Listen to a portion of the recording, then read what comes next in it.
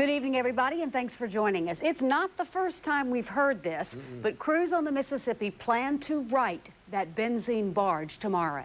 Preparations for that job continued on into the evening hours tonight. Byron Henderson joins us now from the Mississippi River Command Center, and he has the latest for us. Byron? That's right, Dave. Crews do plan or hope to flip the mostly empty barge sometime tomorrow. This after officials suggested the vessel might indeed have something to do with the blue haze making so many people sick in Baton Rouge this week. Right. A tugboat worker on the Mississippi River near Southern University succumbed to some very familiar symptoms.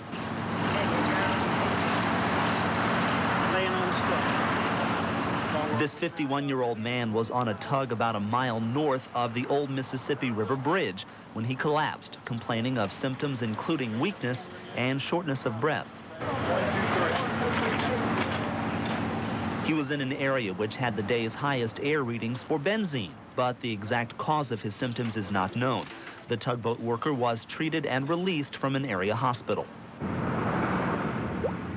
Meanwhile, there's stronger speculation the overturned barge might actually be the source of that persistent blue haze, disrupting so many lives in Baton Rouge. There appears to be some product coming away from the barge right now.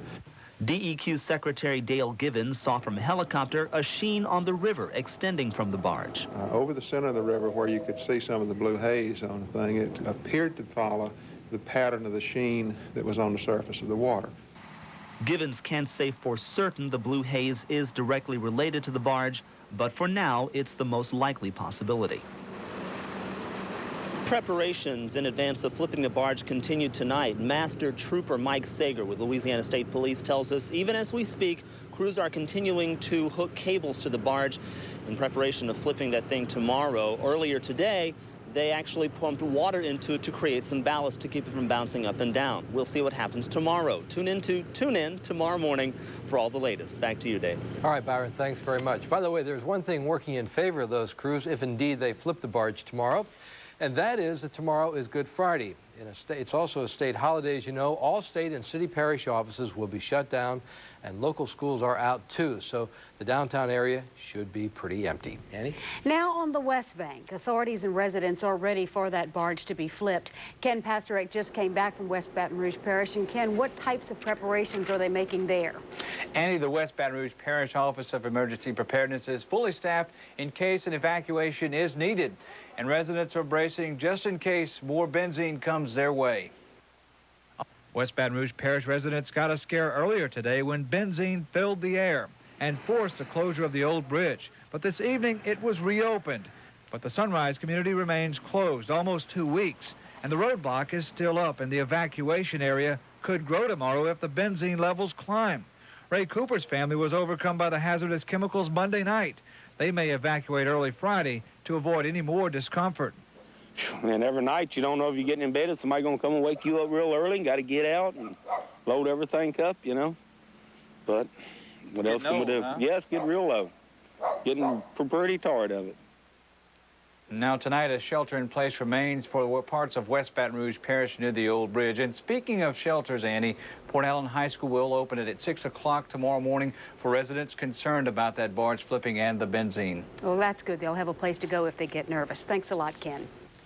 As you probably know, as that bluish cloud has lingered in our area, so have the frustrations over how little the public knows about what is exactly in that cloud. After day of testing, there are still very few clear answers. A watchdog group called LEAN, that's the Environmental Action Network here in Louisiana, they may file a Freedom of Information request to see the DEQ air monitoring results. With modern analytical equipment, gas chromatograms, mass spectrometers, it shouldn't take more than 20 minutes to ascertain what's in an air sample. The bluish cloud sent Miller and his son Ali running from their South Baton Rouge home, not once, but twice this week. Not only does his environmental group want answers, so does Miller. My number one concern is what was I exposed to in my family. I've lived here 15 years. I've never seen anything like that. There's never been anything like that while I was here. Now, he isn't ready to say he suspects that information is being withheld from us, but if someone took a sample in the gas cloud that I was in, a qualified analytical chemist could, in fact, ascertain what was in that Again, Dr. Miller is a consultant for Lean. And I also checked with several LSU engineering and environmental experts about all this. While they don't feel information is being withheld, they did tell me they find it curious that the testing has left so many questions unanswered.